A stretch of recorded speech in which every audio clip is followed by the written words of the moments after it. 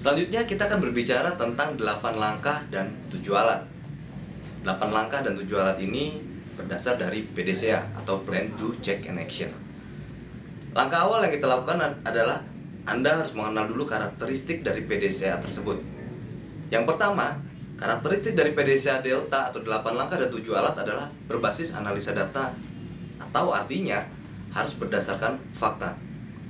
Yang kedua, persoalan yang dibahas tidak terbatas hanya satu fungsi saja, tapi juga bisa multifungsi. Dan yang ketiga, selalu melibatkan pimpinan dalam penentuan sasaran. Yang keempat, dari 7 tools yang tersedia, Anda dapat secara fleksibel menggunakannya sesuai dengan kebutuhan proyek Anda masing-masing.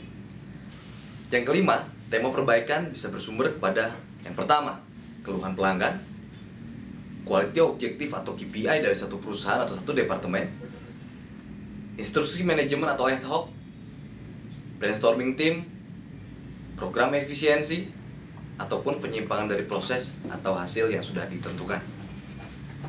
Berikut adalah matriks dari 8 langkah perbaikan dan 7 alat bantu mutu. Pada langkah pertama, menentukan tema dan analisa situasi, kita bisa menggunakan tools brainstorming dan flowchart. Untuk step 2 menetapkan target, kita dapat menggunakan tools lembar data atau check sheet, stratifikasi, diagram Pareto, histogram, grafik dan peta kendali, juga diagram tebar. Di step 3, analisa faktor penyebab dan menemukan sumber penyebab, tools yang bisa kita gunakan adalah brainstorming, diagram Ishikawa, dan diagram tebar. Di step 4, mencari ide-ide perbaikan dan rencana perbaikan, kita bisa menggunakan tools brainstorming, flowchart, dan lembar data. Di step 5, untuk implementasi rencana perbaikan, tools yang bisa kita gunakan adalah lembar data.